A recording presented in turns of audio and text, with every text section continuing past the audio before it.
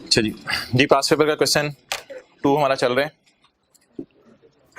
आप हजरात के तशरीफ लाने से पहले इसका सोल्यूशन कल जितना नोट कर लिया गया है, कैमरे से हटो जरा जल्दी, इसका सोल्यूशन कल जितना नोट कर लिया गया है और वर्किंग 1 2 3 4 5 4 और 5 कल इधर की थी, लेकिन आज जगह बना के इधर ही कर दी गई है। तो अकाउंटिंग वालों की फिगर्स हमने उल्टानी होती हैं और टैक्स वालों की रिकॉर्ड करनी होती है, सही है। अकाउंटिंग वालों की फिगर्स उल्टानी होती हैं, टैक्स वालों की रिकॉर्ड करनी होती है। ये देखें जी, अकाउंटिंग डेप्रिसिएशन और अकाउंटिंग डेप्रिसिएशन, ब्लू मार्कर से मैं अकाउंटिंग वालों की फिगर्स को सर्कल लगा रहा हूं। अकाउंटिंग डेप्रिसिएशन उल्टा दें, बोलें जी 9 10। अकाउंटिंग डेप्रिसिएशन उल्टा दी और टैक्स वालों की डेप्रिसिएशन रेड मार्कर मैंने पकड़ा हुआ है, टैक्स वालों की डेप्रिसिएशन क्या कर दी, रिकॉर्ड कर दी।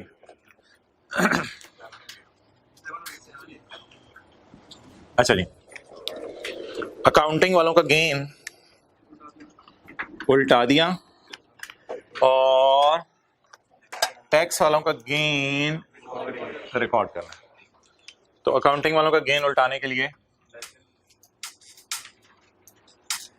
जी 0.5, अकाउंटिंग वालों का गेन उल्टा दिया और टैक्स वालों का गेन कितना जी। सो कल यहां तक हमने काम किया था, आगे चलते हैं। ब्लू मार्कर से मैंने सर्कल कर दिया अकाउंटिंग वालों की फिगर्स और रेड से टैक्स वालों की। आ जाए मोहतरम,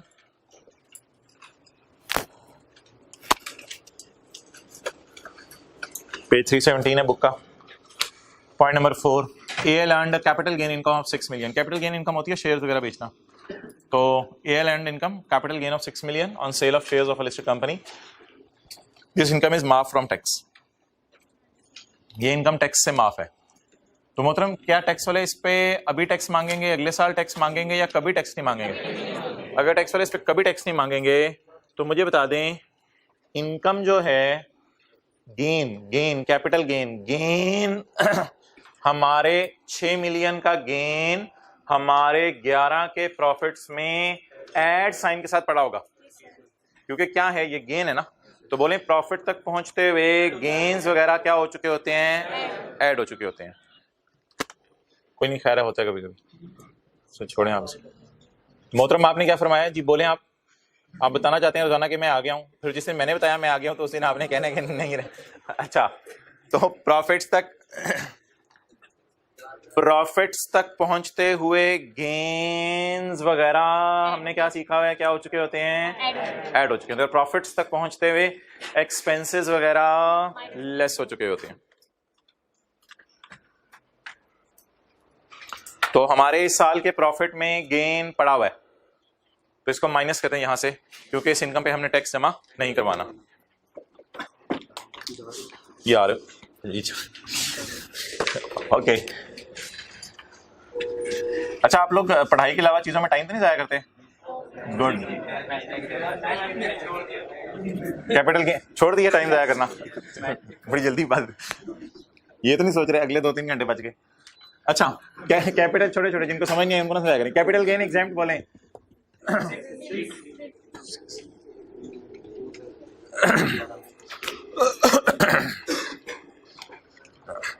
ओके वापस आ जाए। अच्छा जी, ये चीजें मैं हाईलाइट कर रहा हूं,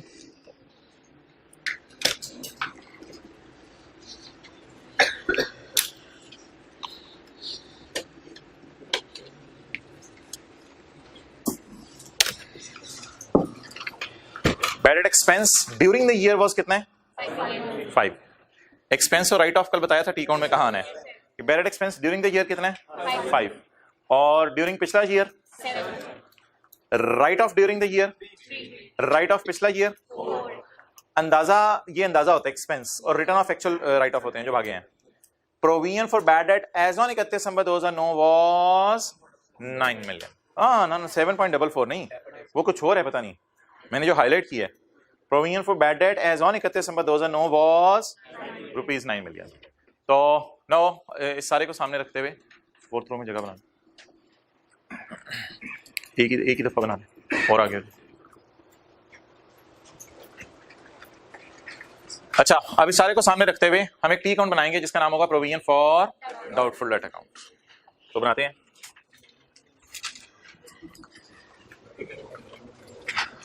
थोड़ी देर के लिए मैं परेशान हो गया, बाद में मुझे पता चला कि भाईजान ने अपने कंधों के ऊपर कोट डाला हुआ है। मैंने समझा कि पता नहीं क्या हो गया। अच्छा, तो working number 6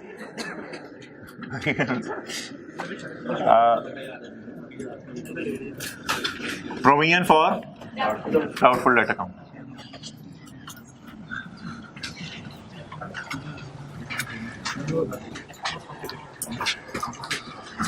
provision for doubtful date account. अच्छा, ये ना अकाउंट, ये जो प्रोविजन फॉर डाउटफुल डेट का अकाउंट है, ये अकाउंटिंग और टैक्स वालों का कोई अलग अलग नहीं बनता।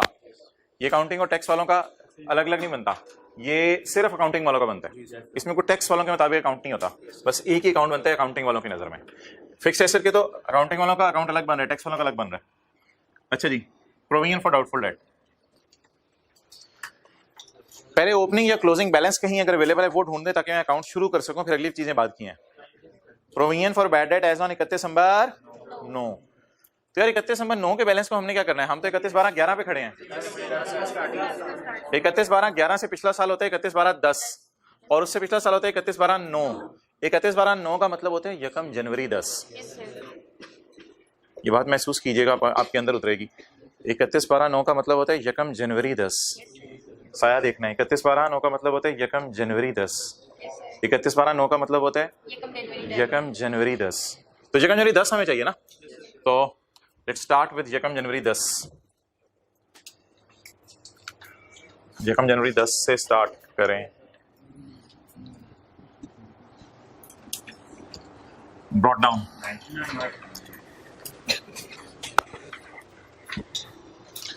Provision for bad debt as on 31/12/9 is rupees. Clear? Okay. अब मोहतरम किसी को याद हो बैड डेट एक्सपेंस की फिगर कहां आती है और बैड डेट रिटर्न ऑफ की फिगर कहां आती है? तो याद होगा बैड डेट एक्सपेंस P&L वाली फिगर इधर आती है और राइट ऑफ इधर आता है। असल में राइट ऑफ इधर पता क्यों आता है? राइट ऑफ इस अकाउंट की इधर आते हैं तो डेटर अकाउंट की फिर क्रेडिट साइड पे आता है। राइट ऑफ इस अकाउंट की डेबिट साइड पे आते हैं तो डेटर अकाउंट की क्रेडिट साइड पे आता है। तो इसलिए ये साइड राइट ऑफ के लिए, अगर आपने कल की क्लास ली आपको याद होगा जी। बैड एक्सपेंस, मैं 2010 में हूं अभी। Bad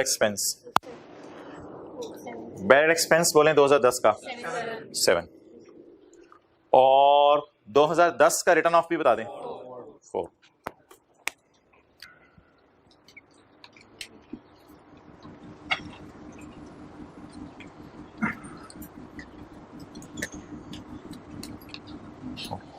clear?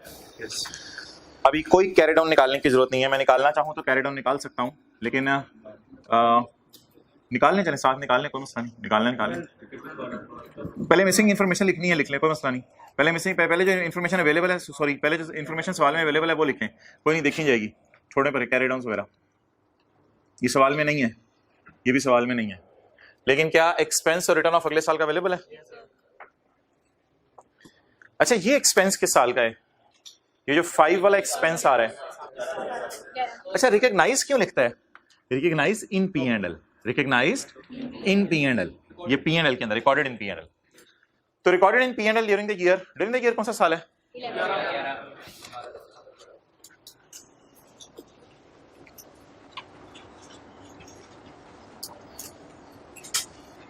जी।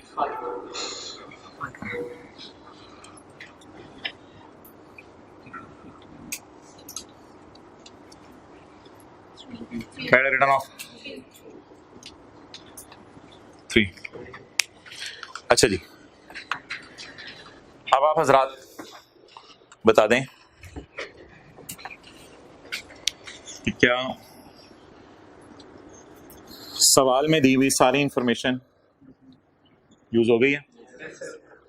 ब्रॉड डाउन चेक करें। Provision for bad debt as on 31 December 2009 was 9 million. यार ये देखें ना, एज ऑन का क्या मतलब होता है? फॉर द ईयर या बैलेंस है? बैलेंस है। 31/12 के आखिरी दिन का बैलेंस है, तो जिसे हम क्या कह सकते हैं, यकम जनवरी 10 के पहले दिन का बैलेंस। बाकी सारी इंफॉर्मेशन अवेलेबल है, अब हमें सिर्फ कैरी डाउन निकालने हैं। कैरी डाउन निकालें वेल, ये कैरी डाउन अगले साल का ब्रॉड डाउन बनेगा।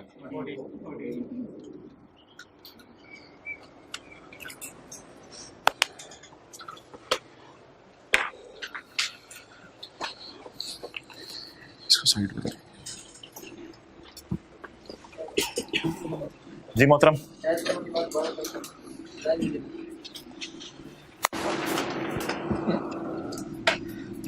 फिगर सही है।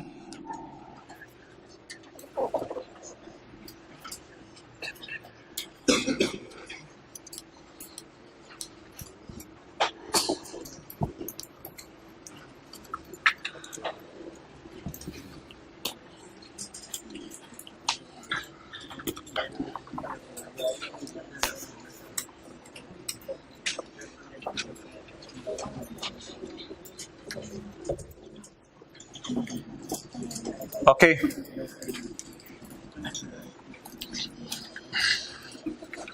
अब जी ये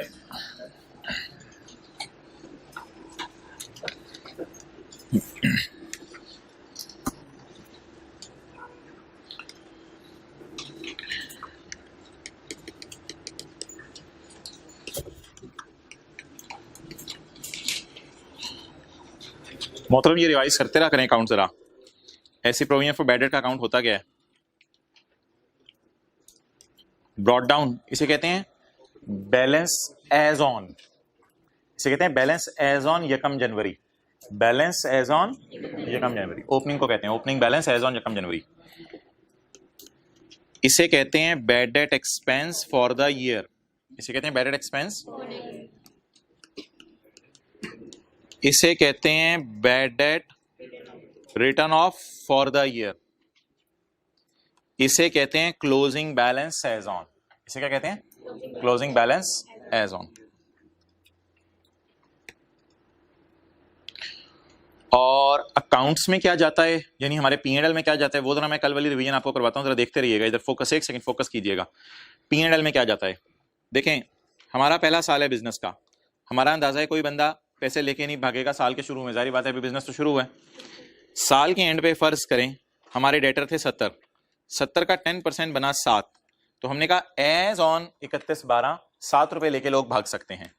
इस 7 रुपए को मैंने खर्चे में डाला, क्योंकि अभी मुझे बंदों के नाम नहीं पता कौन कौन पैसा लेके भागेंगे। इसे कहते हैं बैड डेट एक्सपेंस। इसे क्या कहते हैं? Bad debt expense. और ये P&L में जाता है मेरे। इस साल एक्चुअली कोई पैसे नहीं लेके भागा फर्ज करें, अगला साल आया, वो कैरी डाउन को मैंने क्या बनाया? ब्रॉड डाउन बनाया, और मुझे पता चला कि एक्चुअली लोग पैसा लेके भागे 10। बातें याद आ रही हैं कल वाली दोबारा? एक्चुअली लोग पैसा लेके भागे 10। जब एक्चुअली लोग पैसा लेके भागे 10, पता चला जी साल का एंड आ गया, हमने और किसी डेटर को सेल नहीं की और हमारा कारोबार बंद हो गया। आप बता दें अंदाजा क्या था कितने लोग लेके भागेंगे? लेके कितने भागे? 10। कल बड़ी डिटेल से इस पे बात हुई थी। तो आप बता दें इस साल बैड डेट एक्सपेंस कितना है, इस साल का खर्चा कितना है? 3। तो बता दें P&L में इस साल कितना जाएगा? 7। अगले साल 3। क्लियर? तो दैट इज ऑल। ये इस अकाउंट का पैटर्न है। पैटर्न क्या है इस अकाउंट का? ब्रॉड डाउन आता है, बैड डेट एक्सपेंस आता है, रिटर्न ऑफ आता है और कैरी डाउन आता है। ओके अच्छा जी, आ जाओ आगे, आगे सेकंड लास्ट रो में आ जाओ। अब मोहतरम मुझे बता दें, अकाउंटिंग वालों की नजर में जो कुछ है उसे मैं उल्टाऊंगा और टैक्स वालों की नजर में जो है वो मैं रिकॉर्ड करूंगा। तो अकाउंटिंग वालों की नजर में पहले मैंने डेप्रिसिएशन उल्टाई है। अब अकाउंटिंग वालों का बैड डेट एक्सपेंस उल्टाएंगे। अच्छा, प्रोविजन फॉर डाउटफुल डेट ना अकाउंट एक ही बनता है, इसमें अकाउंटिंग और टैक्स वालों दोनों की बातें कवर हो जाती हैं, लेकिन ये अकाउंट IFRS रूल्स के मुताबिक बना हुआ है जो इंट्रो में पढ़ा था। इन दोनों को उल्टा दें, 7 और 5 को, उसकी जगह क्या रिकॉर्ड कर दें? Actually return of. अंदाजा था इतने लेके भागेंगे, एक्चुअली कितने लेके भागे? 4। अंदाजा था इतने लेके भागेंगे, एक्चुअली कितने लेके भागे? 3। चलें जी, अकाउंटिंग डेप्रिसिएशन की जगह लफ्ज बोलें बैड डेट एक्सपेंस। नहीं, लफ्ज आपने ये बोला करना है, bad debt expense. Accounting depreciation की जगह लफ्ज बोलें bad debt expense. Tax depreciation की जगह लफ्ज बोलें बैड डेट रिटर्न ऑफ।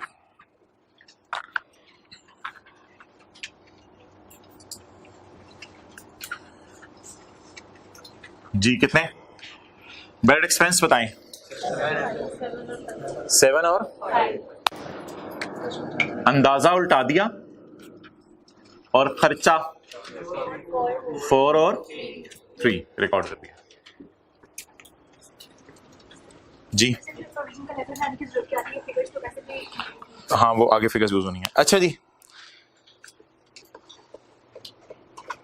नहीं उधर ही रखो भी।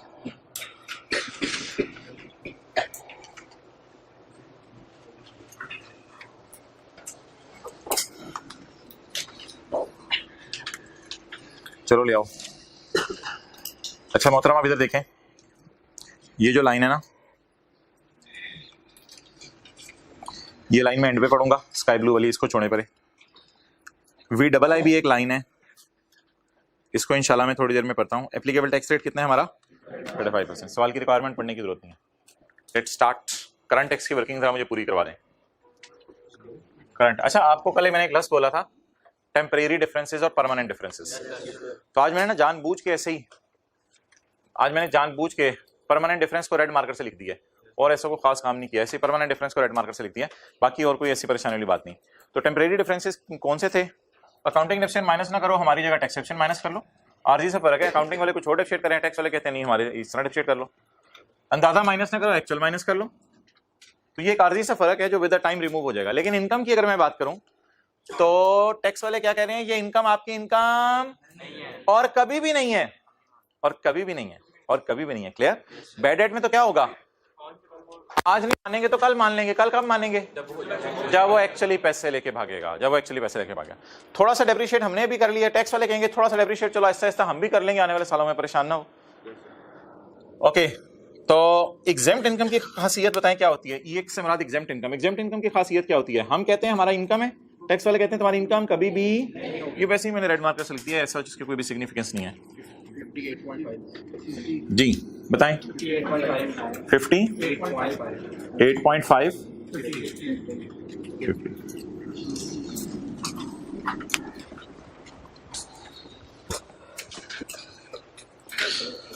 अच्छा भाई एक चीज,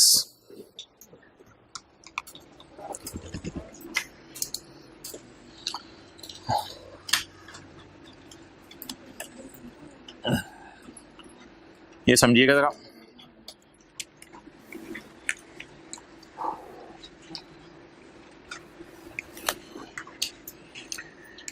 एक बंदे ने कारोबार शुरू किया है 2005 में,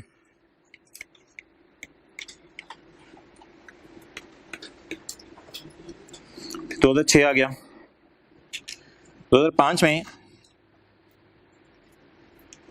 इसको 30 का लॉस आया, 2006 में इसको 100 का प्रॉफिट आया। हाँ मैं नेगेटिव में भी लिख सकता था लेकिन मैंने समझने के लिए लिखा। आपका क्या ख्याल है कि जब ये 2006 में प्रॉफिट पे टैक्स देने जा रहा होगा तो हुकूमत से क्या रिक्वेस्ट करेगा? 2005 में ये टैक्स तो नहीं देगा, 2005 में टैक्स तो नहीं देगा। टैक्स से हुकूमत को देने जाएगा तो कहेगा मेरा टैक्स कितना बनता है? 0 बनता है, क्योंकि मुझे क्या आया है? लॉस आया है। तो 2005 में अगर एक बंदे को लॉस आ जाए, पहला साल है इसके बिजनेस का, और 2006 में प्रॉफिट आ जाए, तो 2006 में जब प्रॉफिट देने जा रहा होगा तो हुकूमत को क्या रिक्वेस्ट करेगा कि मुझे 2005 का लॉस माइनस करने दो ताकि जो मेरे बच्चे कुछ प्रॉफिट्स हैं उन पे आप मेरे से टैक्स ले लो। और ऐसे शक्ल बना के ना करने दो यार, करने दो यार, ऐसे नहीं। अगर बन जाती है तो फिर हुकूमत 100 में से 30 माइनस करने देगी और 30 माइनस करके 70 का आपका आएगा प्रॉफिट, फिर आप सिर्फ किस पे टैक्स देंगे? 70 पे। और इसकी बिल्कुल इजाजत है, जिन्होंने कैफ 6 पढ़ा हुआ है जो आप कैफ 2 कहलाता है, तो उसमें इस बात की इजाजत है कि लॉसेस बिजनेस के माइनस पुराने साल के कर सकते हैं आप, कोई मसला नहीं। सिमिलरली आज के सवाल में देखें, आखिरी लाइन जो है वो क्या आ रही है? कंपनी का ब्रॉड फॉरवर्ड लॉस है। असेस का लफ्ज जो कैफ 2 पढ़े हैं ना अभी, वो इंशाल्लाह आने वाले दिनों में पढ़ लेंगे। असेस मतलब होता है टैक्स वालों ने असेसमेंट कर ली है इसकी, यानी टैक्स वालों ने इसे सही मान लिया है, एफबीआर को इस पे कोई एतराज नहीं। और जिन्होंने टैक्स पढ़ लिया हुआ उन्होंने चैप्टर पढ़ा होगा रिटर्न असेसमेंट अपील्स का। असेसमेंट का मतलब होता है टैक्स वालों ने असेस कर लिया, मान लिया इसको, टैक्स वालों को इस लॉस पे कोई एतराज नहीं। तो असेस के लफ्ज को छोड़ें, कोई ऐसा इंपॉर्टेंट लफ्ज नहीं है। Companies brought forward losses up to 2009 are 19.25। Company के लॉसेस 2009 तक 19.25 हैं। कंपनी के लॉसेस अप टू 2009 19.25 हैं। देखें इधर, ये 2010 का लॉस नहीं है 19.25, ये 11 का लॉस नहीं है, ये 2009, इधर 11 बना हुआ है, इधर 10 बना हुआ है, काश जगह होती इधर 9 बना होता, तो 9 तक कोई लॉसेस वगैरह आते रहे हैं, वो कितने हैं 19.25। अब उन लॉसेस का कोई ना कोई बेनिफिट हम ले लेते हैं। लॉसेस का बेनिफिट लेने का मतलब क्या पता क्या है, यानी कि वो जो लॉसेस थे ना पुराने, अब हम कोशिश करते हैं इस साल के प्रॉफिट में से माइनस कर लें ताकि हमें कम टैक्स पे, तो ये बेनिफिट है हुकूमत हमें देती है। अब बता दें अगर 2009 का लॉस आ रहा है, आपकी अकल क्या कहती है, 2009 का जो मुझे लॉस आ रहा है 19.25, वो 2009 से पिछले सालों का भी हो सकता है। लॉसेस में लिखा हुआ है ना अप टू, तो पिछले सालों के लॉसेस आ रहे हैं, पहले मैं 2010 के प्रॉफिट में से माइनस करूं या 11 के? 10 के प्रॉफिट में से माइनस करूं, अगर नहीं हो सके तो, लेकिन फिलहाल मेरे ख्याल से इतनी छोटी लॉसी है कि 50 का प्रॉफिट इसको पूरा खा लेगा, क्योंकि लॉसी छोटी सी है। लेस ब्रॉट फॉरवर्ड लॉस कितना 19.25, जी बोले 30.75। अच्छा कुछ बचा लॉस है, इधर भी माइनस करें, इधर कुछ भी नहीं है, फिर ये कितना आ गया, ये तो इतना आ गया ना 58.5। इस साल तो हमने 58.5 ही कमाया, तो 10 में हमें अल्लाह का शुक्र है क्या आ गया था, प्रॉफिटा बड़ा सा, और इस प्रॉफिटा ने पिछले सालों के लॉस को खा लिया। अब इसके साथ मैं लिखने लगा हूं टैक्सेबल प्रॉफिट, यानी इनके ऊपर हमने टैक्स नहीं, ये आज नई लाइन डाली हमने करंट टैक्स की वर्किंग में, पहले नहीं डालते थे। टैक्सेबल प्रॉफिट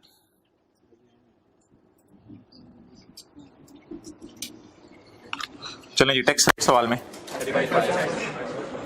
ज़्यारत करवाएं यार, इसकी तो ज़्यारत करवाएं। Tax rate applicable tax rate है 35%।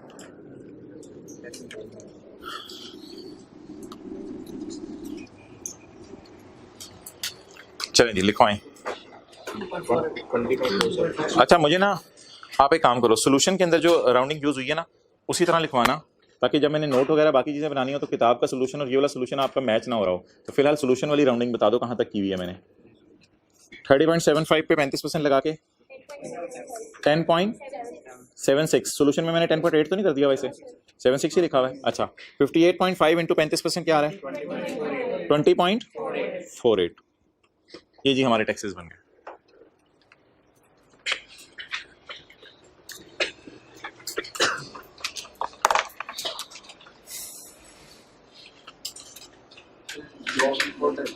हाँ जी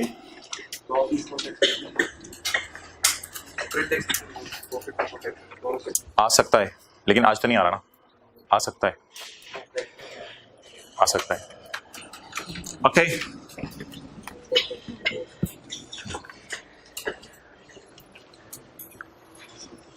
कुछ याद आ रहा है बात कहां से शुरू हुई थी पहले दिन?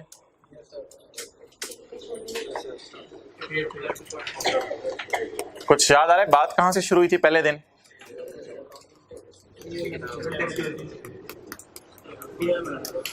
ये भाई थोड़ा सा पहुंचे हैं बात, ये भाई भी पहुंचे हैं, वेल डन। बात कहां से शुरू हुई थी पहले दिन?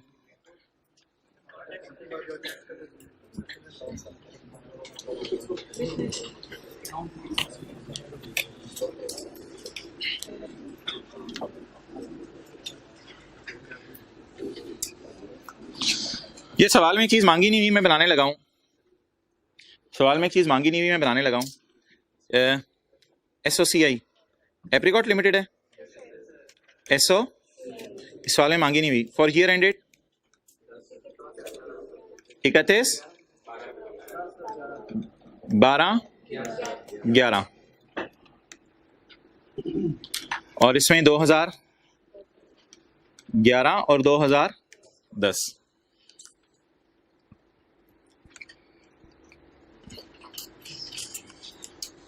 प्रॉफिट बिफोर टैक्स लेके जाओ कैमरा, सबसे टॉप पे देखो प्रॉफिट बिफोर टैक्स कितना है वर्किंग वन में 60 और 45, ले आओ वापस कैमरा। लेस टैक्स किसी को याद आ रहा है? अब याद आ रहा है पहले दिन current tax expense, current tax expense उधर लेके जाओ, उधर लेके जाओ। 2010 का बताओ 10.76 और दूसरे साल का 20.48। मैंने कहा था इसको नेगेटिव साइन के साथ लिखें, क्योंकि नेगेटिव साइन के साथ लिखना जो है वो बेहतर है, क्योंकि ये प्रॉफिट है, प्रॉफिट में से टैक्स माइनस होगा, फिर प्रॉफिट आफ्टर टैक्स आ जाएगा। क्लियर? तो ये है हमारा profit and loss, this is my profit and loss. अब आपको याद आ रहा है यहां पे खड़े होके क्या बात हुई थी? यहां पे खड़े होके बात हुई थी कि अजीब सा नहीं लग रहा, शोहर और बेगम वाली बात याद आ रही है कि उसने कहा था ये देखो प्रॉफिट्स तो इतने हैं। अच्छा, हमारा टैक्स रेट क्या है? 35%। जरा 45 पे 35% लगाएं। 45 पे उस दिन तो वो तो फिगरें भी बड़ी सीधी सीधी निकाल रहे थे आप लोग उस दिन, तो 45 पे 35% लगाएं। क्या आ रहा है? 15.75। और इधर क्या आ रहा है? अजीब सी कोई चीज बन रही है। ठीक है, अब आगे चलें। 60 के ऊपर लगाएं, 60 के ऊपर लगाएं परसेंटेज 21 और ये 20.48। तो ये कुछ करने की जरूरत नहीं है, अभी जो मैं आपसे करवा रहा था ऐसी आपको एक पुरानी बात याद करा रहा था। तो मुझे बता दें कि अब क्या मिसमैचिंग का लफ्ज बोला था, मिसमैचिंग का, कि प्रॉफिट्स कुछ और पड़े हैं ऊपर और टैक्स लगाएं तो कुछ और टैक्स बन रहे हैं। ये बात याद आ रही है? तो मिसमैचिंग सी हो रही है, मिसमैचिंग सी हो रही है। इसलिए हमने कहा था एक नया लफ्ज इंट्रोड्यूस कराया था, that is called as defer tax, और उसे कहा था अकाउंटिंग मैयर है। अकाउंटिंग मैयर है जो कि इन चीजों की डिस्टॉर्शन को सही कर देगी, इन चीजों की डिस्टॉर्शन को सही कर देगी। याद आ रही हैं बातें? ओके, तो ये मोहतरम हमारी डिस्कशन हुई थी लास्ट क्लास में, जिसमें हमने कहा था कि P&L अगर बनाएं तो P&L बनाते हुए बड़ी अजीब सी क्या आने लग जाती है? डिस्टॉर्शन आने लग जाती है। उस डिस्टॉर्शन को हमें रिमूव करना पड़ेगा। ओके, अब हमारे और क्या कहते हैं टैक्स वालों में इख्तलाफ है, ये इसी वजह से सारी डिस्टॉर्शन आ रही है। इसको रिमूव करने के लिए हमने कहा था एक वर्किंग खोला करेंगे जिसे कहते हैं डेफर टैक्स की वर्किंग, और एक टी काउंट खोला करेंगे जिसे कहते हैं डेफर टैक्स का टी काउंट। फिलहाल मैं डेफर टैक्स का टी काउंट ओपन नहीं कर रहा, फिलहाल मैं डेफर टैक्स की एक वर्किंग आपके सामने ओपन करने लगा हूं। डेफर टैक्स की वर्किंग में 4 कॉलम बना दें। यहां पे जाना क्यों बड़ा सवाल में, आपको मैंने बात याद करानी थी पुरानी डिस्टॉर्शन वाली, वो वाली बात आपको याद ना कराता तो आपको याद नहीं आता हम क्यों चल पड़े उस तरफ। तो अब आप मुझे बता दें, किसी को याद आ रहा हो सवाल के अंदर कि 4 कॉलम कौन से थे डेफर टैक्स की वर्किंग में? Carrying amount, tax base, difference और टैक्स। अच्छा, अब आप हजरात जरा मुझे सोच के बताएं कि मैं वर्किंग नंबर 7 डेफर टैक्स। अच्छा, ये डेफर टैक्स कभी लाइबिलिटी आ जाती हैं, कभी एसेट आ जाते हैं, कभी लाइबिलिटीज आ जाती हैं, कभी एसेट आ जाते हैं। एक क्लास में हमने लाइबिलिटी की मिसाल की थी, एक क्लास में हमने एसेट की मिसाल की थी। अच्छा, डेफर टैक्स कभी लाइबिलिटी होता है, कभी एसेट होता है। एज ऑन 31 दिसंबर 2010। अच्छा, एज ऑन का क्या मतलब होता है? बैलेंस शीट वाले आइटम्स चाहिए या प्रॉफिट एंड लॉस वाले? बैलेंस शीट वाले आइटम चाहिए। अब मैं बैलेंस शीट वाले आइटम्स को 31/12/10 वालों को ब्लैक मार्कर से सर्कल लगाने लगाऊं या टिक लगाने लगाऊं। What is my carrying amount as per accounting rules as on 31/12/10? 95। What is the tax WDV as on 31/12/10? 90। Clear?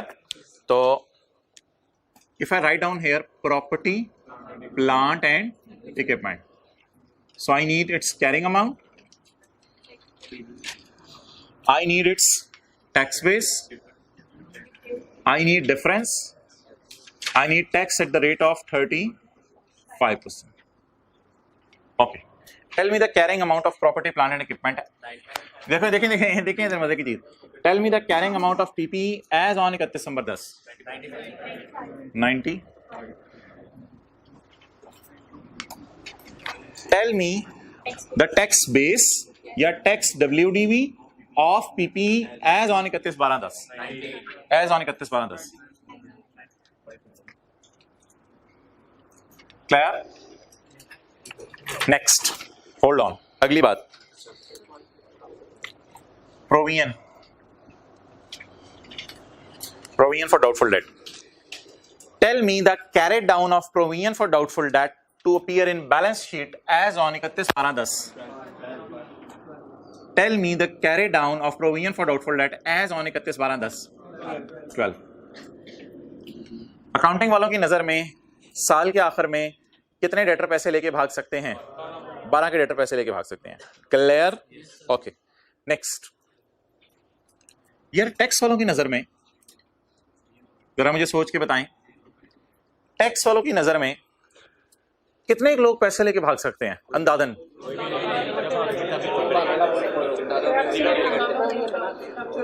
देखिए, दो तरीके हैं समझने के, जरा गौर से समझने आपने। टैक्स वालों की नजर में कितने लोग पैसे लेके भाग सकते हैं? उसका जवाब है 0। द रीजन इसके टैक्स वाले प्रोविजंस या अंदाजों को नहीं मानते। टैक्स वाले ऐसी दुनिया में रहते हैं यहां अंदाजे नहीं माने जाते, हकीकत मानी जाती है। तो टैक्स वाले जब प्रोविजन को नहीं मानते, अंदाजे को नहीं मानते, तो इसका मतलब है अंदाजे की बैलेंस शीट में फिगर 0 जानी चाहिए।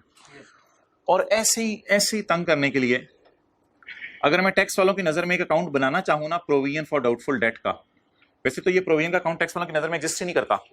अगर बनाना चाहूं प्रोविजन फॉर डाउटफुल डेट का अकाउंट टैक्स वालों की नजर में, तो वो पता है क्या कहते हैं? वो ये कहते हैं कि जो आपका राइट ऑफ है ना 4, वही आपका एक्सपेंस है। ऊपर ना देखें, वही आपका एक्सपेंस है, तो कैरी डाउन 0 है। तो बस वो इस किस्म की कोई बात करते हैं, इसलिए ये अकाउंट बनाना बड़ा रिस्की हो जाएगा पेपर में। अगर टैक्स वालों की नजर में आपने ये अकाउंट बनाना चाहा तो लीव इट एवरीथिंग। बताएं, टैक्स वाले अंदाजे को मानेंगे कि अब इस 12 का उर्दू तर्जमा क्या है? शायद 12 लेके भाग जाएं। टैक्स वाले क्या कहेंगे? चुप चुप, पहले भागने देना, पहले भागने देना। तो बता दें, टैक्स वालों की नजर में इस प्रोविजन का कैरी डाउन कितना आएगा? क्या टैक्स वाले डेटर को पकड़ के कोई रेट लगाते हैं प्रोविजन का और फिर पता चलाते हैं? तो टैक्स वाले ऐसी कोई कैलकुलेशन परफॉर्म नहीं करते, इसलिए यहां लिखेंगे 0। स्टार डाल के लिखें, provision for bad date has always tax base of 0। Provision for bad date has always tax base of 0।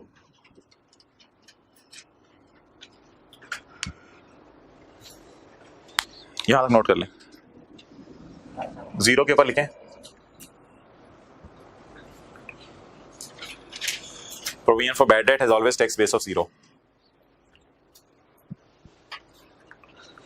Okay,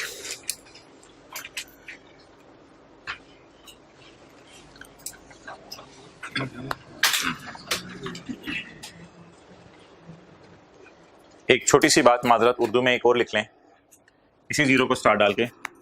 tax देखें, टैक्स वालों की बैलेंस शीट में अंदाजे रिकॉर्ड नहीं होते। 0 की एक और लॉजिक लिख लें, टैक्स वालों की बैलेंस शीट में अंदाजे रिकॉर्ड नहीं होते। टीबी से क्या मुराद है? ट्रिपल नहीं, टीबी से क्या मुराद है? Tax base. तो टैक्स वालों की बैलेंस शीट में अंदाजे रिकॉर्ड नहीं होते।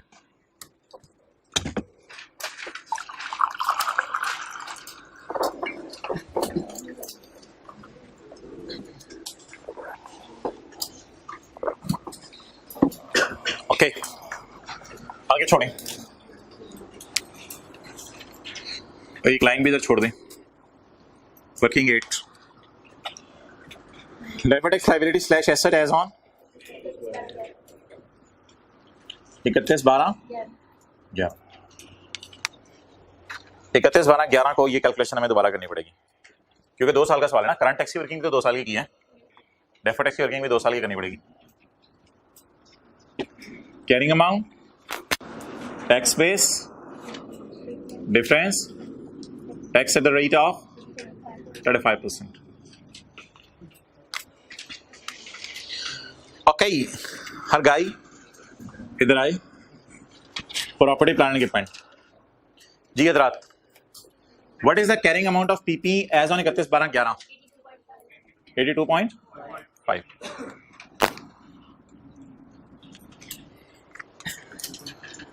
What is the tax WDB as on 31/12/11?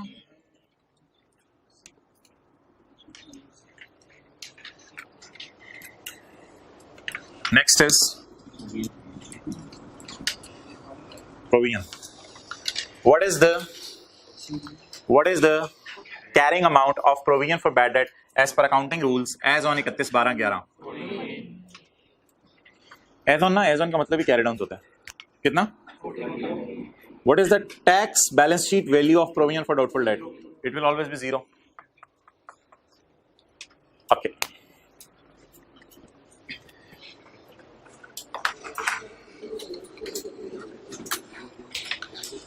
अब मोहतरम 2 लफ्ज़ हैं,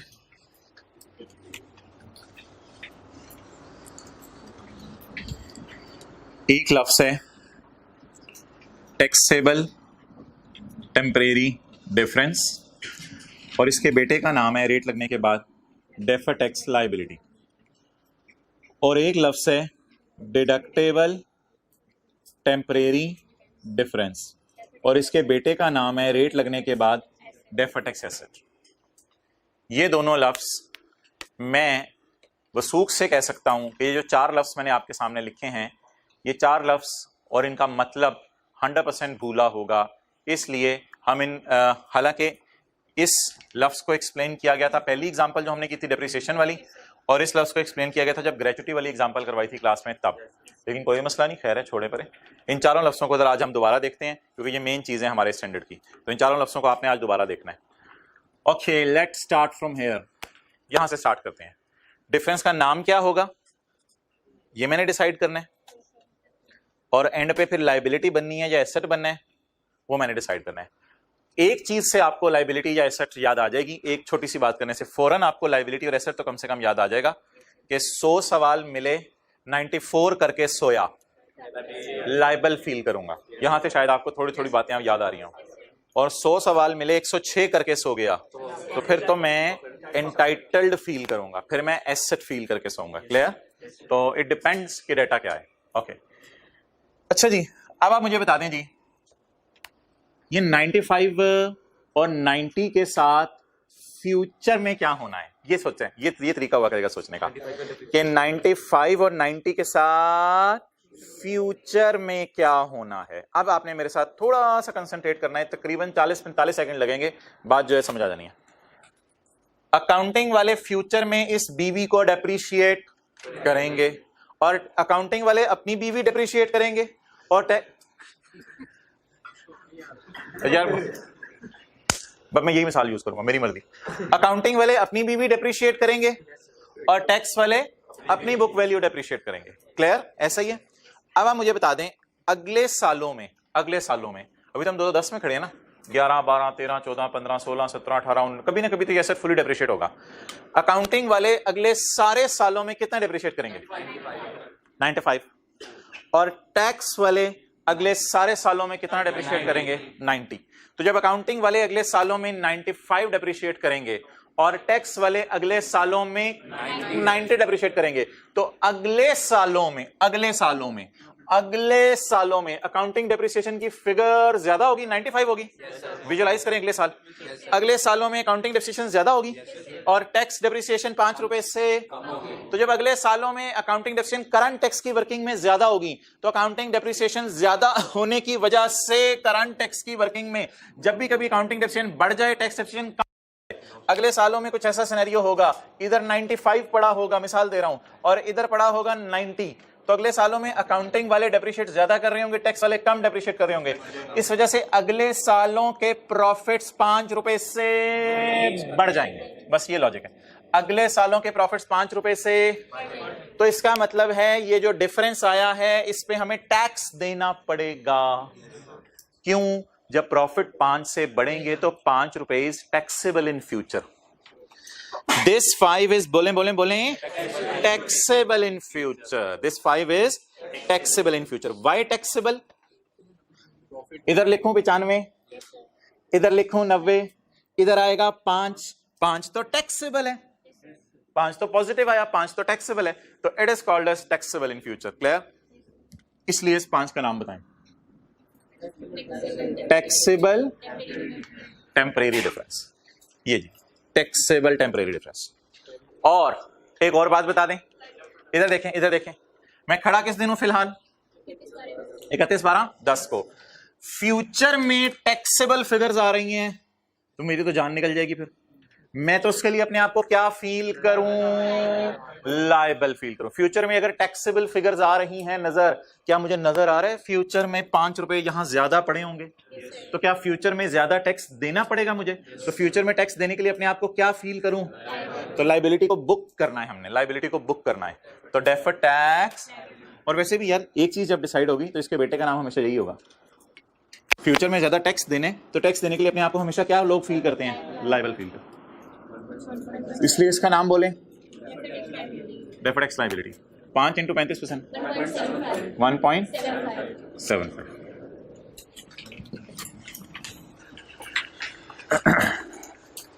ओके, इधर आए, इधर सोचें सोचें, खाली ये वाला सोचें, बताएं बताएं बताएं बताएं बताएं। फ्यूचर में अकाउंटिंग वाले कितना ज्यादा डेप्रिशिएट करेंगे? तो जब फ्यूचर में अकाउंटिंग डेफिशिएंसी ज्यादा होगी, अकाउंटिंग डेफिशिएंसी ज्यादा होने की वजह से टैक्सेबल प्रॉफिट्स बढ़ जाएंगे। तो क्या मतलब है, मैं आज खड़े होके ये फील करूं कि टैक्सेबल है फ्यूचर में 2.5 रुपए, तो फ्यूचर में 2.5 रुपए टैक्सेबल है, इसलिए 2.5 रुपए इज कॉल्ड एज, बोले, टैक्सेबल टेम्परेरी डिफरेंस।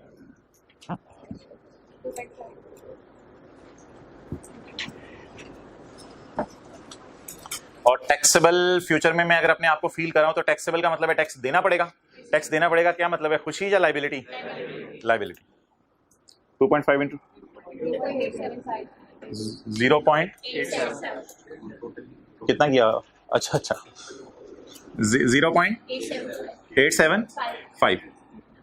यह टैक्स जो है ना, ये भाई कह रहे हैं सोल्यूशन में भी एंड पे इकट्ठा निकाला हुआ है, तो कोई नहीं, टैक्स एंड पे इकट्ठा निकाल लेंगे, यानी कि दो तीन चीजें अगर आ रही हैं उनको जमा करके टैक्स इकट्ठा निकाल लेंगे।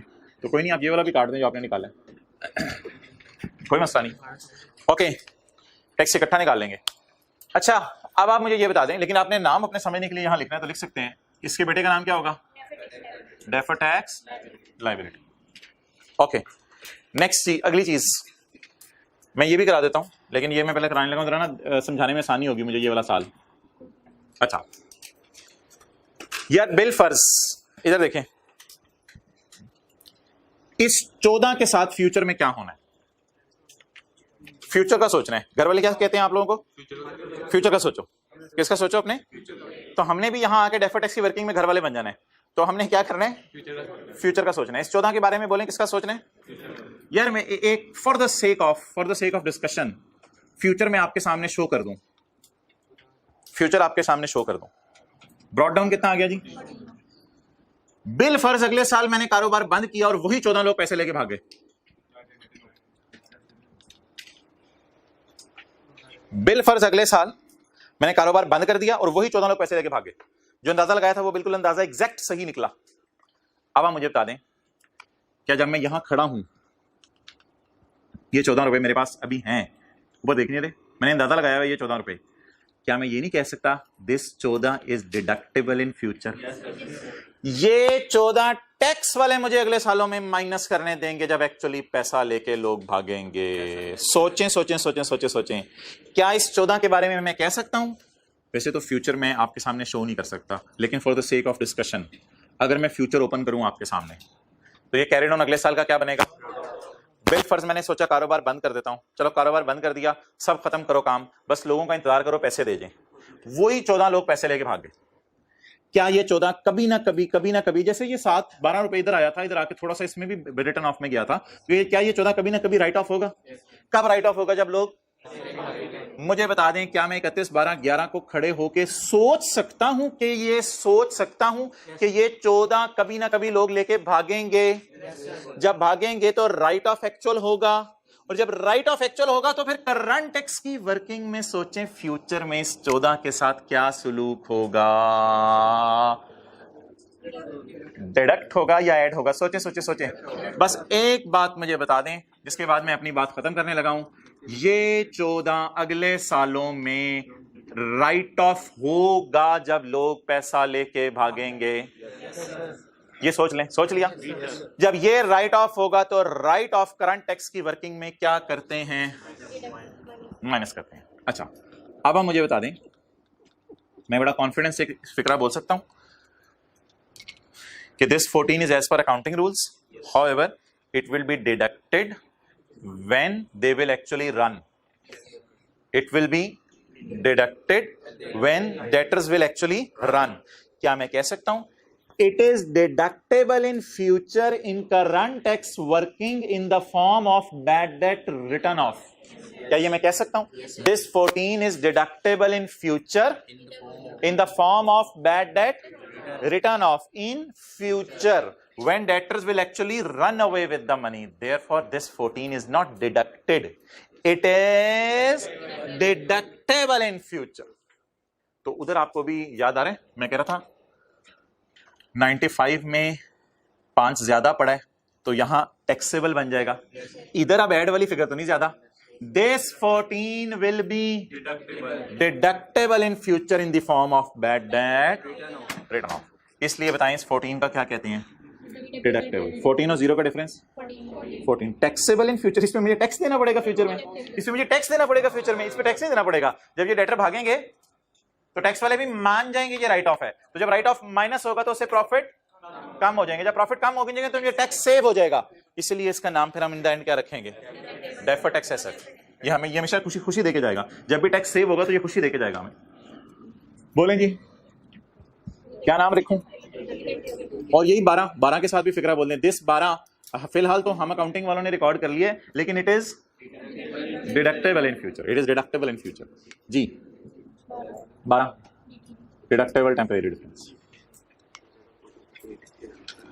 और इनके बेटे का नाम?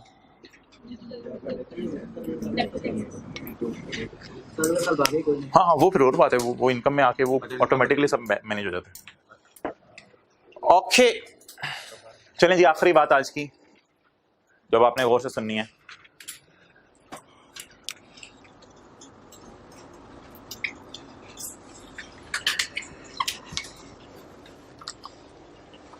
मोहतरम, इस सवाल में अब आपने मुझे बताना है कि एडजस्टमेंट्स किस तरफ मूव कर रही हैं।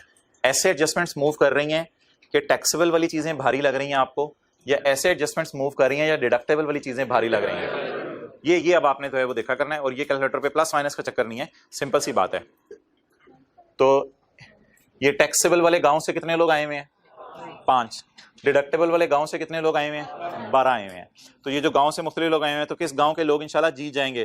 डिडक्टेबल वाले। तो अब बता दें क्या बच्चा? 7। 12 और 5 का डिफरेंस 7। इस 7 के साथ मैं क्या लिखूं? इस 7 के साथ मैं क्या लिखूं? इसको आप इस तरह समझ लें, टीटीडी के गांव से 5 आए हैं वर्सेस डीटीडी के गांव से 12 आए हैं। अब जब लड़ाई शुरू होगी तो 5 को मार देंगे। लुट्टी चाह रही है तूने यार, हद हो गई। कितने बच जाएंगे? 7। कह रहे हैं 5 को मार देंगे तो कितने बच जाएंगे? 7। तो ये 7 के साथ अब मैं क्या लिखूं? बोले डिडक्टेबल टेम्परेरी डिफरेंस। अच्छा, सॉल्यूशंस में ना किताब में यहाँ टीटीडी डीटीडी नहीं लिखा हुआ, प्लस माइनस लिखा हुआ है। वो आप लोगों ने फिलहाल इन दिनों में नहीं देखा करना। वो प्लस माइनस के चक्कर में आप कंफ्यूज होंगे। लॉजिक पे रहें, शुरू वाले दिन है लॉजिक पे रहें। सॉल्यूशन में आप जाके देखेंगे शायद पता नहीं इधर प्लस का साइन लगा हुआ है, इधर माइनस का साइन लगा हुआ है। ना ना ना, साइनों के चक्कर में नहीं पड़ना। ओके जी, टीटीडी के गांव से कितने आए हैं? डीटीडी के गांव से। तो बता दें किस गांव के बंदे बचेंगे? अच्छा जी, अगर फ्यूचर में अमाउंट्स डिडक्टेबल मेरी ज्यादा हैं तो मुझे टैक्स फिर इंशाल्लाह फ्यूचर में बोलें देना पड़ेगा या बचेगा? अगर फ्यूचर में मेरी डिडक्टेबल अमाउंट ज्यादा हैं तो टैक्स देना पड़ेगा या बचेगा? टैक्स फ्यूचर में बचेगा। इसका क्या बनाऊं? लायबिलिटी बुक करूं या एसेट बनाऊं? एसेट बनाऊं। 7। अब आप इसको छोड़ दें। 7 इंटू 35%, 2 पॉइंट, बार रेट लगाएंगे ना टाइम लग जाएगा ना, तो एक ही दफा जमा करके रेट ना लगा दें जी। 2.45। क्या नाम रखूं?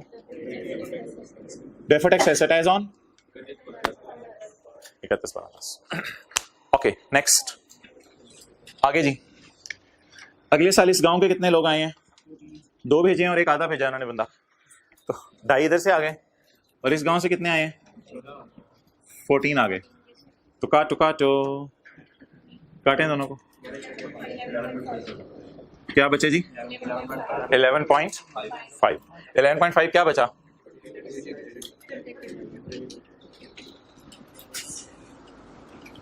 जी इस पे 35% लगाएं।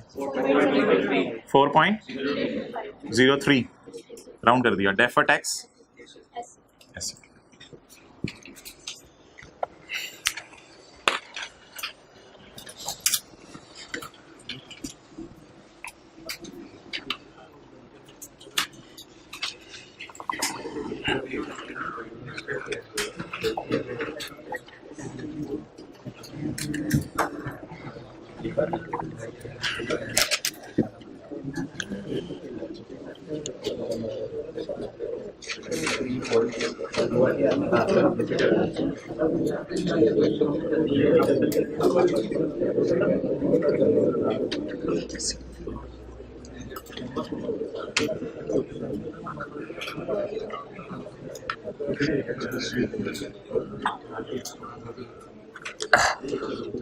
एक मिनट,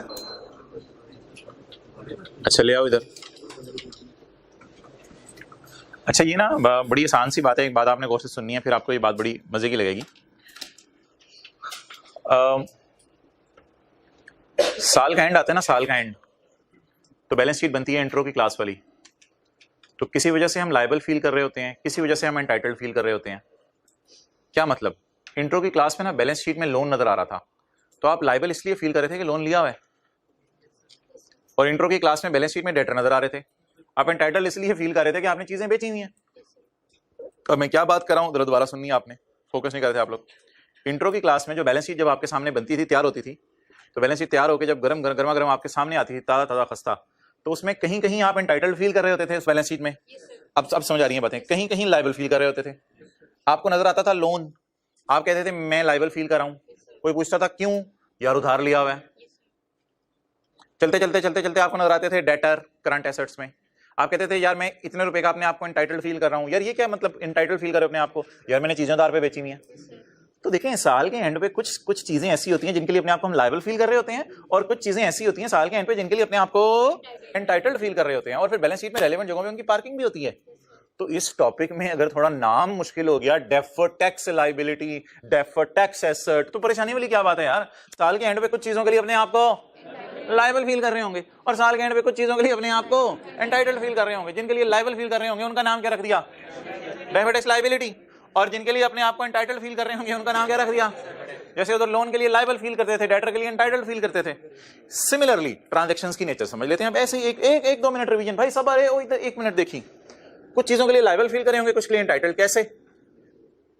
95 अकाउंटिंग वाले डेप्रिशिएट करेंगे, 90 जब 5 की डेफिशिएंसी ज्यादा आएगी तो टैक्सेबल प्रॉफिट बढ़ेंगे तो टैक्स देना पड़ेगा, तो इसके लिए अपने आप को लायबल फील कर रहे हैं, इसके लिए अपने आप को लायबल फील कर रहे हैं, साल के एंड पे अपने आप को लायबल फील कर रहे हैं, जैसे लोन के लिए लायबल फील कर रहे होते थे। अच्छा एक और ट्रांजैक्शन हम कर बैठे, क्या क्रेडिट सेल कर बैठी, पता चला डेटर भागते भी हैं। इस ट्रांजैक्शन का भी इंपैक्ट सोच लेते हैं। इस ट्रांजैक्शन का क्या इंपैक्ट होगा? इस ट्रांजैक्शन का इंपैक्ट होगा, अकाउंटिंग वाले अंदाजे को खर्चे में डाल देते हैं, अकाउंटिंग वाले अंदाजे को खर्चे में, टैक्स वाले कहते हैं बाद में खर्चे में डालना, टैक्स वाले कहते हैं बाद में खर्चे में डालना। जब बाद में खर्चे में जाएगा तो प्रॉफिट, जब बाद में खर्चे में ये 12 जाएगा तो प्रॉफिट कम होगा, यानी ये 12 बाद में डिडक्टेबल है। कब?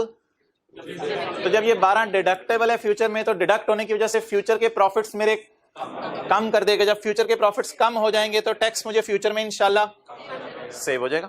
तो एक ट्रांजैक्शन मैंने ऐसे की हुई थी जिसकी वजह से मैं लायबल फील कर रहा था, और एक ट्रांजैक्शन मैंने ईयर एंड पे ऐसी की हुई है जिसकी वजह से मैं, हाँ वो और बात है कि मैं एंटाइटल्ड ज्यादा फील कर रहा हूं साल के एंड पे, वो और बात है। मैं ओवरऑल मैंने नेट देखा तो मैं क्या ज्यादा फील कर रहा था? Entitled. So it is how आप डेफर्ड टैक्स की कैलकुलेशन किया करेंगे, और बड़ा सिंपल अप्रोच है, और अगले आने वाली सारी क्लासों में हमने रोजाना यही काम किया करना है व्हाइट बोर्ड पे, क्योंकि इस टॉपिक में जनरल एंट्रीज तो है नहीं, लीज में तो जनरल एंट्रीज खत्म ही नहीं होती थी, तो इस टॉपिक में भी जनरल एंट्रीज तो है नहीं, यही वर्किंग रोजाना किया करनी है। अब मेरा आखिरी सवाल आपसे, डेफर्ड टैक्स का जब मैं टी अकाउंट बनाऊंगा तो उस अकाउंट में 31/12/11 का कैरी डाउन क्या होगा? 4.03, और 31/12/10 का कैरी डाउन 2. और ये दोनों कौन से बैलेंसेस होंगे? हाँ एसेट्स लायबिलिटीज दोनों इकट्ठे अकाउंट चलते हैं, जैसे बैंक और बैंक ओवरड्रान का अकाउंट इकट्ठा चलता था, तो वैसे एसेट लायबिलिटी का इकट्ठा अकाउंट चलेगा, कोई हर्ज नहीं। अब एक चीज मुझे चाहिए, ये मुझे बैलेंस मिल गया 31/12/11 का, ये मुझे बैलेंस मिल गया 31/12/10 का, मुझे 31/12/9 का बैलेंस चाहिए, मुझे 31/12/9 का बैलेंस चाहिए ताकि मैं टी अकाउंट पूरा कर सकूं। ठीक है, तो 31/12/9 का बैलेंस जरा मैं देखता हूं, ये स्काई ब्लू में देखें, ये भी एसेट है, ये भी एसेट है, deferred tax asset and provision for bad debt, deferred tax asset as on 31/12/10 नहीं, वो मैंने निकाला है, 31/12/11 नहीं, वो मैंने निकाला हुआ है, 31/12 was ₹44 and 9 million रिस्पेक्टिवली। लेकिन इसमें हमारे काम का फिलहाल सिर्फ कौन सा है? चलिए डेफर्ड टैक्स का अकाउंट बनाए, वो जो एक दिन खोला था क्लास में।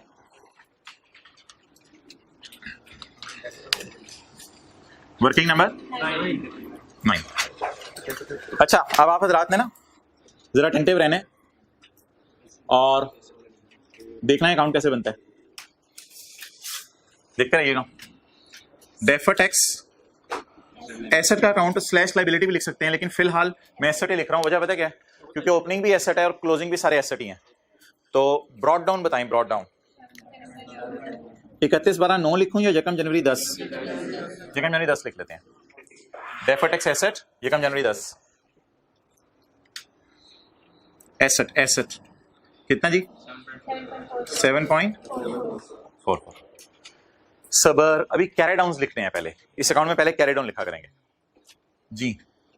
31/12 ये साइड बिल्कुल सही मैंने चूज किया है। क्यों? ये ए का लफ्ज पढ़ा है मैंने, ये वाला ए का लफ्ज। डेफर्ड, ये DTL नहीं लिखा, यहां क्या लिखा है? ए डेफर्ड टैक्स एसेट कितना जी? 2.4।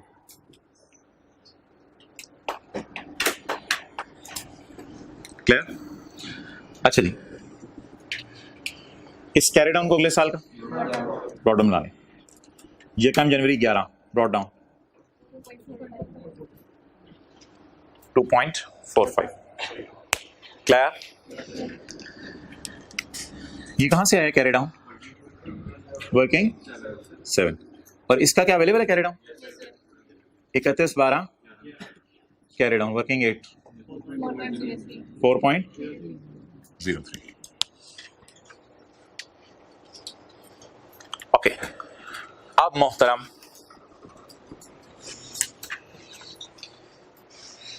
जो जवाब आएगा टी काउंट्स का बैलेंसिंग, वो यहां पे आएगा। डेफर्ड टैक्स एक्सपेंस किस नाम से जी? Deferred tax expense. ये क्या बन रहा है? P&L बन रहा है। P&L में डिस्टॉर्शन आ रही थी ना, ऐसे अजीब से टैक्सेस आ रहे थे, कुछ समझ नहीं आ रही थी कौन से टैक्सेस आ रहे हैं। उस डिस्टॉर्शन को रिमूव करने के लिए हमें CTE के नीचे क्या डाला था? याद है शुरू वाली क्लास? DTE डाला था। DTE डालने के बाद हमने कैलकुलेशन आगे मूव की थी। तो अब मोहतरम, इससे पहले कि मैं आगे चलूं, मैं आपके सामने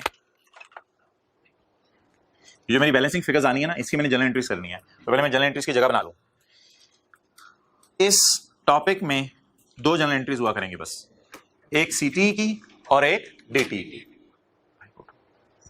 सो रहे हो आप? एक CTE की और दूसरी DTE की। 2010 से मेरा पहला साल और 2011 है मेरा दूसरा साल। 2010 के अंदर पहले ऐसा करें, मुझे CTE की एंट्री करवा दें, 2010 के CTE की। टैक्स बुक करने की entry, current tax expense debit और current tax payable credit. Tax expense debit, इसलिए मैंने यहां नेगेटिव साइन P&L में यूज किया था। ये P&L में आपके सामने बना रहा हूं, मांगा नहीं हुआ सवाल में। इस 20.48 की इधर एक और एंट्री होगी 2010 में, वो सबर करें। 2011 में एंट्री 20.48 की। करंट डेफर्ड टैक्स कहां से आ गया यार? बताएं। 20.48 की करंट टैक्स एक्सपेंस डेबिट और करंट टैक्स पेबल कितने से? 20.48। अब ये अजीब अजीब से टैक्सेस हैं, 10.76, 20.48। इस डिस्टॉर्शन को रिमूव करने के लिए हमने कहा था डेफर्ड टैक्स लगाएंगे। डेफर्ड टैक्स अब हम निकालेंगे दोनों सालों का, लेकिन ये कहां से निकलेगा? टी अकाउंट से। अब टी अकाउंट को सामने रखें और टी अकाउंट को बता दें DTE की फिगर आया करेगी बैलेंसिंग। यही उस दिन क्लास में समझाया था। DTE की फिगर दोनों साइडों में से बताएं किस साइड पे आ रही है? इधर आ रही है 4.99।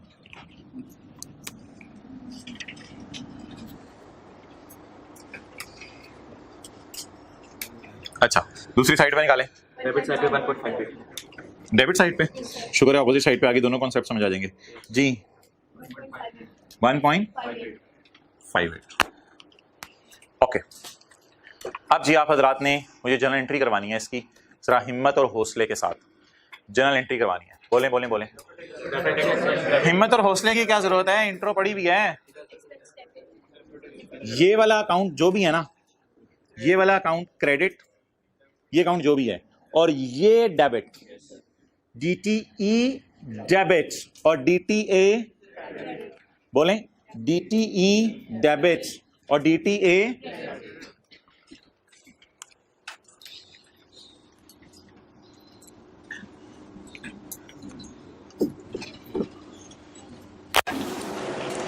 चलें जी, एक्सपेंस बढ़ाना है कितने से?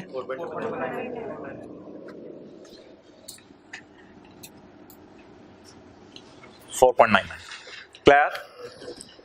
अब मोहतराम सारे अवाम अटेंटिव हो जाए। 4.99 सारी अवाम अटेंटिव हो जाए। 4.99 TE debit 10.76 TE tax expense TE debit 10 point expense debit negative sign से आता है ना, ये देख। Again TE debit asset liability से कंसर्न नहीं मुझे, मैं P&L बना रहा हूं अभी। TE डेबिट बताएं sign, sign tax expense debit sign negative positive, expense debit sign बोलें negative, salary debit rent debit negative sign से आता है P&L में। तो टैक्स एक्सपेंस डेबिट 4.99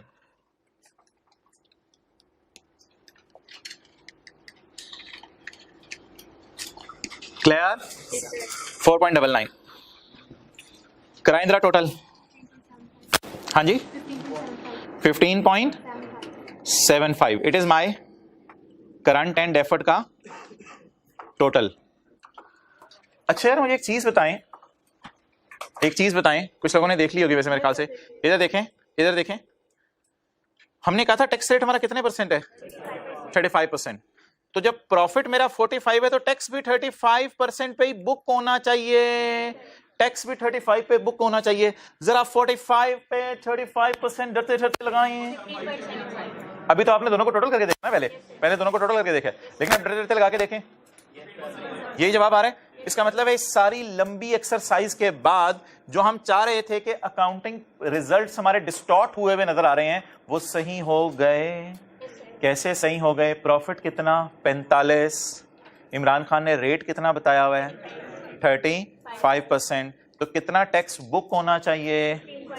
हमने कितना टैक्स बुक किया था? कितना और बुक करना पड़ा? रिकॉन्सिलिएशन मैच कर गई, लेकिन ऐसे बोंगी नहीं मारनी पेपर में कि सर इतना लंबा काम नहीं करेंगे, ये लिख के इसको बैलेंसिंग निकाल लेंगे 4.99 को। नहीं ये नहीं करना। 4.99 निकाला मेहनत करके, 4.99 निकालते निकालते जान निकल जाती है बंदे की। मैं बता रहा हूं, देखें इधर 4.9 निकालते निकालते जान निकल जाती है। 4.99 कैसे निकला है? 4.99 बैलेंसिंग नहीं निकला। इधर देखो सारे 4.9 निकालने से पहले 2.45 निकला है।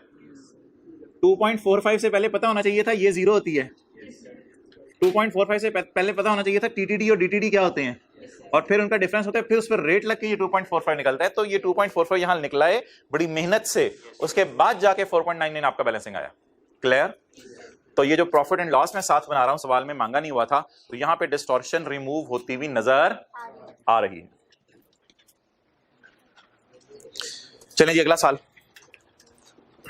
General entry. हिम्मत करें करवाएं जनरल एंट्री। ये वाला account debit, deferred tax asset account debit और deferred tax expense credit, deferred tax expense credit. Other income में नहीं डालेंगे इसको P&L में ना यहीं पे शो करेंगे। अदर इनकम तो फिर कहीं और शो होती है। हाँ जी उल्टी एंट्री, उल्टी करें। हद होगी। चलें जी उल्टी करें। कितनी अमाउंट से? 1.58।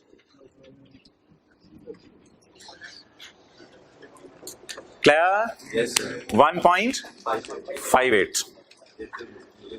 अच्छा ये अगले साल ना आप लोग मैच ना कराने की कोशिश कीजिएगा, क्योंकि अगले साल एक मसला है, उस पर मैंने इंशाल्लाह 5-7 मिनट भी लगाने हैं। अगले साल एक मसला है, वो मैच नहीं करेगा अगला साल मैच मेरे से आगे ना चलें जी। 1 पॉइंट यार एक लफ्ज बोलें, TE क्रेडिट। जरा ऊपर देखें सारे, टैक्स एक्सपेंस होते हैं ना, ये tax expense, tax expense debit. तो नेगेटिव साइन के साथ शो करना है आपने 10.76।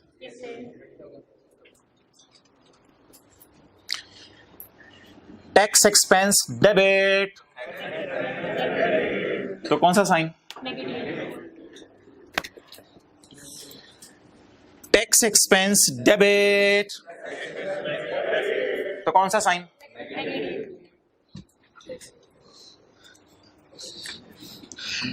Tax expense credit. देखिए खर्चा कम हो रहा है, खर्चा कम हो रहा है, खर्चा बढ़ रहा है, खर्चा बढ़ रहा है, खर्चा बढ़ रहा है, खर्चा कम हो रहा है। एक्सपेंस क्रेडिट, खर्चा कम हो रहा है। साइन जरा इधर सोचिए आप कौन सा यूज करना है, पॉजिटिव साइन। चलो एंट्री पोस्ट करें। यार ये वर्किंग बता दें कौन सी थी। वर्किंग नंबर 1 थी और ये वर्किंग नंबर टी काउंट कौन सा वर्किंग है? टी काउंट वर्किंग 9 से है। क्या आ गया जी? 1 पॉइंट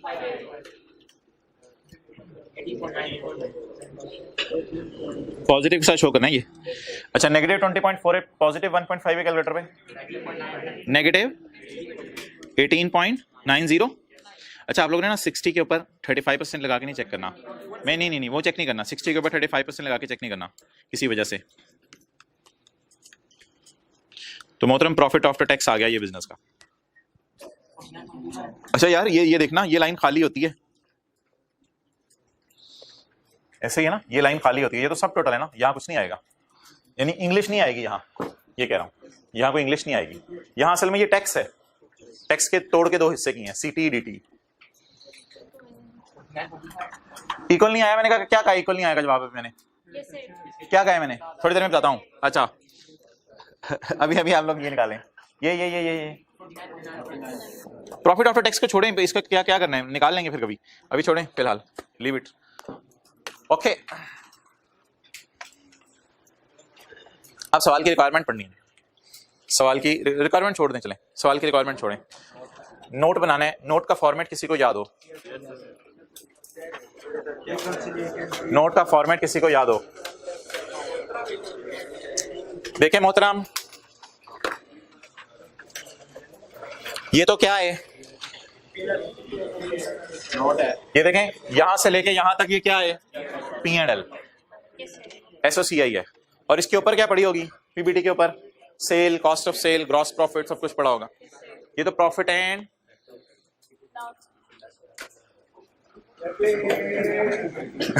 यार ये कॉन्फिडेंस चेक करो। अच्छा एकदम मोबाइल छोड़ के ना ऐसे तालियां जाने लगी लेवल है यार तेरा, आई एम इम्प्रेस्ड। ओके अच्छा जी हजरात, अब आप ये थोड़ी सी इस पे रोशनी डालिए, बत्ती डालें कि ये प्रॉफिट एंड लॉस है या नोट है। अब आपने ना इसी में से नोट बनाना होता है। सबसे पहले आप इनको ले जाएंगे, चलो चलिए, सबसे पहले इनको ले जाएंगे, चलो चलिए। जब आप इनको ले जाएंगे तो प्रॉफिट एंड लॉस में से रोने की आवाज आएगी, यानी कि ये फिगर्स कहेंगी हमें भी ले जाओ, ये फिगर्स कहेंगी हमें भी ले जाओ। जब आप इनको भी ले जाएंगे तो सवाल में से रोने की आवाज आएगी। सवाल क्या कहेगा? रेट पड़ा हुआ, रेट कहेगा मुझे भी ले जाओ, ठीक है। और यार ये ना ये एक बात याद रखिएगा, ये बेचारा ना गरीब सा एंड पे ही हर सवाल के पड़ा हुआ करेगा, अकेला उदास सा ना, ये वाला रेट। अच्छा जी, तो वी आर वेरी लकी कि नोट बनाने में यहाँ कुछ ऐसे मेहनत नहीं करनी पड़ती। लोग तो नोट बनाने में पता नहीं डॉक्टर इंजीनियर बन जाते हैं नोट बनाने के चक्कर में, तो हमें इतनी मेहनत नहीं करनी पड़ेगी। नोट इंशाल्लाह हमारी जल्दी बन जाएंगे। अपनी जिंदगी घूम देते हैं नोट। ये पिक्चर तो ये तो कल वाले टी काउंट थे ना, इसका पिक्चर तो नहीं लेना था। कल ये एब्सेंट नहीं था, हो ही नहीं सकता ये और एब्सेंट हो जी। प्रॉपर एग्जाम लेवल का नोट बनने लगा। एप्रिकॉट लिमिटेड, वो वाला शहजादा ढूंढ के दें जिसने पहला सफा खाली छोड़ा हुआ है और ये अब छठे सफे पे नोट कर रहा है। ये वाला ढूंढ के दें, जल्दी ढूंढ के दें यार खुदा। एप्रिकॉट लिमिटेड, पहला सफा जो कल छोड़ा था वो निकालें। Note to the financial statements for year ended बोलें 31/12/11। ओके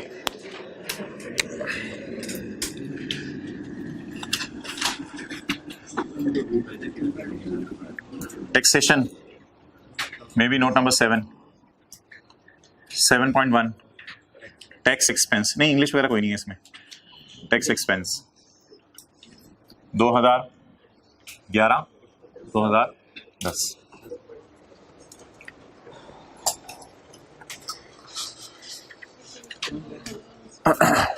इधर देखें,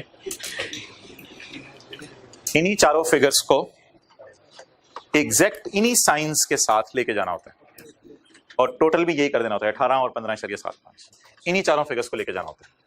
लेकिन मोहतरम मैं क्यों P&L से लेके जाऊं, मैं जरा एंट्रीज दबानी रिवाइज करूंगा, मैं एंट्रीज दबानी रिवाइज करूंगा। इधर देखें, ये पूरा लिखना है अपने पेपर में। अच्छा, मैं जरा एंट्रीज रिवाइज करूंगा। करंट टैक्स एक्सपेंस डेबिट, इसलिए मैंने नेगेटिव साइन यूज किया, expense debit. Current tax expense debit 20.48। Clear? बड़े खुशकिस्मत है ऑनलाइन वाले, साथ साथ उनको स्क्रीन नजर नहीं आ रही तो वो सोच रहे हैं साथ साथ कि एंट्री क्या बोली जा रही है। बाकी लोग कंपेयर कर रहे हैं उधर से, अच्छा उधर भी नेगेटिव इतने भी नेगेटिव। अच्छा यार ये ना जरा सोचा करें इसकी एंट्री और डिसाइड किया करें ये खर्चा है या खर्चा उलट रहा है। एक साइड है खर्चे की, एक साइड है खर्चा उलटने की। ठीक है, तो खर्चे वाली साइड और खर्चे उलटने वाली साइड जो है वो आपने याद रखनी है। वो कैसे यार, अच्छा आपको एक दो दिन होते हैं तो लोग रटा मार लेते हैं, और या भाई ऐसे खर्चा आएगा ऐसे खर्चा उल्टा आएगा, बस तो रटा मार लेते हैं, पता नहीं चल भी जाता है उनका रटा। ठीक है, इधर खर्चा आएगा इधर खर्चे का उलटना आएगा, लेकिन नहीं ऐसे नहीं। Deferred tax asset credit, deferred tax expense debit, expense debit, expense debit, expense debit, debit expense debit negative sign. Deferred tax asset debit, deferred tax expense credit, deferred tax expense credit, expense credit, expense credit, expense credit, expense कम हो रहा है।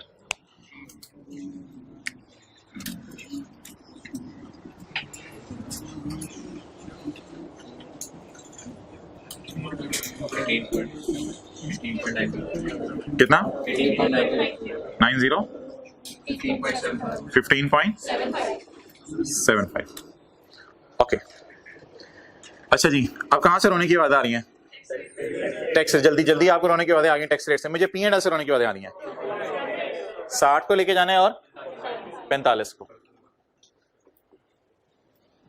7.2 reconciliation। What is profit before tax?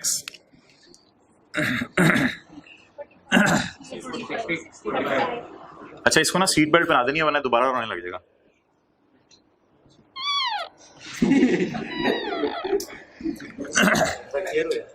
आप कहां से वीपने की आवाजें आ रही हैं? क्वेश्चन से। रेट इज, टैक्स रेट ने कहा मुझे तो ले जाओ, सुना है टैक्स का कोई नोट बन रहा है, तो मेरे बगैर क्या नोट बनेगा टैक्स का? अल्लाह अकबर। टैक्स रेट कितना? 35%। क्लियर? अब कैलकुलेटर पकड़ के, कैलकुलेटर पकड़ के आपने टैक्स निकाला करना है। कैलकुलेटर पकड़ के टैक्स निकालें। 60 × 35% 21 और 45 × 35%। ये आपके समझने के लिए लिख रहा हूं, पेपर में नहीं लिखना। टैक्स आपने कैलकुलेटर पे निकालना है। ये वाला जी कितना?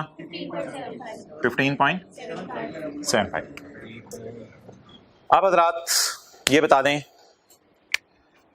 किस साल की रिकॉन्सिलिएशन मैच कर रही है और किस साल की रिकॉन्सिलिएशन मैच नहीं कर रही। किस साल की कर रही है रिकॉन्सिलिएशन मैच? 2010 की। और किस साल की रिकॉन्सिलिएशन मैच नहीं कर रही? 2011 की। कोई खतरे का अलार्म यहां पे आपको नजर आ रहा हो? कोई खतरे का अलार्म नजर आ रहा हो?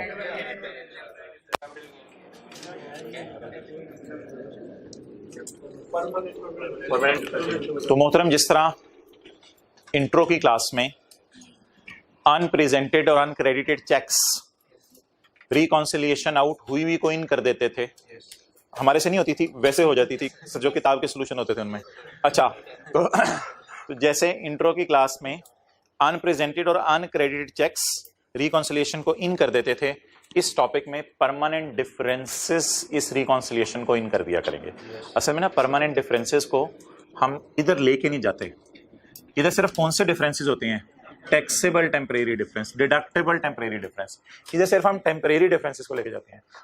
इस वजह से परमानेंट डिफरेंस ना वहां जाते हैं, तो ये आपकी रिकॉन्सिलिएशन को आउट करा देते हैं। अब आपने क्या करना है, आप जब रिकॉन्सिलिएशन आउट हुआ करेगी, आपने ढूंढा करना है परमानेंट डिफरेंस। वो परमानेंट डिफरेंस दो होते हैं सिर्फ, मैंने आपको बताया था, एग्जेम्प्ट इनकम है और डिडक्शन नॉट अलाउड है। परमानेंट डिफरेंस को पकड़ना है, लेकिन यहां से लेके यहां नहीं लेके जाना, क्योंकि इस पे रेट नहीं लगा हुआ, क्योंकि रेट तो आपको पता है एंड पे जाके लगते हैं, इस पे रेट नहीं लगा हुआ और इस 21 पे रेट लगा हुआ है, तो ये मिसमैचिंग है। इसको जरा 6 को जरूर आप लेके जाएं। अच्छा, अगली बात, 6 को आप बच्चे पूछते हैं प्लस करना है या माइनस, वो शुक्र है आसान सा रूल है जो यहाँ पे किया है, जो यहाँ पे किया है, क्या किया है, माइनस, बस यहाँ भी माइनस कर दें जो यहाँ पे किया। अब ट्राई करते हैं, शायद रिकॉन्सिलिएशन हमारी मैच कर जाए। रिकंसाइलिंग आइटम आ रहा है आज पहला हमारा, इफेक्ट ऑफ एग्जेम्प्ट इनकम। कौन सी income, effect of exempt income. Exempt income बोलें कितनी है हमारी, 6। इसके ऊपर परसेंटेज लगाएं टैक्स रेट की, 2.1,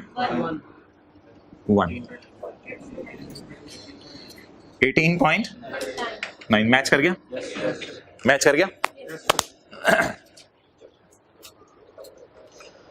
यार मैं वो अल्लाह का शुक्र है बात मेरी मुकम्मल हो गई है। लॉजिक शॉजिक की ज़्यादा बात नहीं करना चाह रहा, लेकिन आज पहली और आखिरी दफ़ा बात कर रहा हूँ।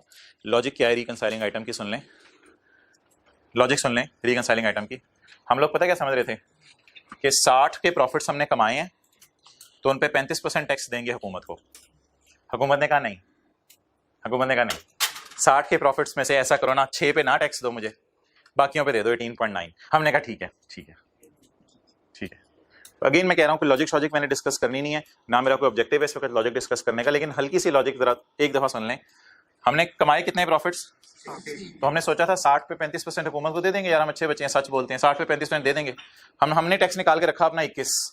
हुकूमत ने कहा नहीं यार, इसमें से आप 60 में ये 6 भी तो है ना, तो ये 6 तो माफ करते हैं आपको, 6 माफ करते हैं, तो कट कटा के भी टैक्स हमारा इफेक्टिवली कितना बना, शुक्र 18.9 बना, और हमारा कैलकुलेट भी कितना हुआ है 18.9। तो लॉजिक के ऊपर जाने की जरूरत नहीं है, लॉजिक भूल जो मैंने भी बताई जी। जब भी पेपर में रिकॉन्सिलिएशन मैच नहीं हुआ करेगी तो क्या ढूंढा करेंगे, वर्किंग्स में आके एग्जेम्प्ट इनकम ढूंढा करेंगे, या फिर एक और चीज भी है वो मैं कल वाले सवाल में डलवा के करवा दूंगा। तो एग्जेम्प्ट इनकम ढूंढा करेंगे, एग्जेम्प्ट इनकम ढूंढ के क्या लगाया करेंगे, परसेंटेज, और लेस करेंगे या ऐड करेंगे ये बता दें। जो सलूक यहाँ पे किया वही सलूक आपने यहाँ पे करना है, आपकी रिकॉन्सिलिएशन मैच कर जाएगी। सवाल की रिक्वायरमेंट पढ़ के मैं क्लास खत्म कर रहा हूँ, 2 मिनट है मुझे पता है, सवाल की रिक्वायरमेंट पढ़ने दें। हाँ यार ये दोस्तों इधर देखें, इधर देखें भाई, ये वाला मसला अपनी जगह है। ये P&L के फेस पे पता नहीं चल रहा क्या मसला है। P&L के फेस पे आपने 45 पे लगाया था, 35% ये आ गया था ना, और इस 60 पे क्या लगाया था, कुछ और आ रहा था, ठीक है। लेकिन इसके हल के लिए हमने यूजर को बना के तो दे दिया नोट। अब जिसको पता चल रहा है कि मैच नहीं करी रिकॉन्सिलिएशन, वो नोट जाके देख ले, नोट में हमने वजह बता दी है क्या मसला हुआ है। तो P&L तो फेस के ऊपर होता है, नोट तो कहीं फाइनेंशियल स्टेटमेंट्स में नीचे जाके कहीं फाइनेंशियल स्टेटमेंट्स में दिया होगा। ओके, अब मैं आपसे बात करने लगा था सवाल की रिक्वायरमेंट क्या है। बड़ी मुश्किल सवाल की रिक्वायरमेंट बना दी, बात आसान सी थी। Prepare a note on taxation for inclusion in एल financial statement for the year ended 31 December 2011 including comparative figures. यानी 11 का साल बनाने, 10 का भी बनाने। Giving appropriate disclosure relating to current and deferred. Giving appropriate disclosures relating to current and deferred. ये पहली बात उसने लिखी थी, ये हमने कर दी। And our reconciliation, giving appropriate disclosure of current and deferred tax and a reconciliation to explain the rishta between the tax and accounting profit, to explain the rishta to explain the रिश्ता between tax and accounting profit. Accounting profit और tax में जो रिश्ता है वो बता दो क्या मैच कर रहा है या नहीं कर रहा। तो वो हमने मैच करवा दिया। 18.9 से था टैक्स लिख दो दोबारा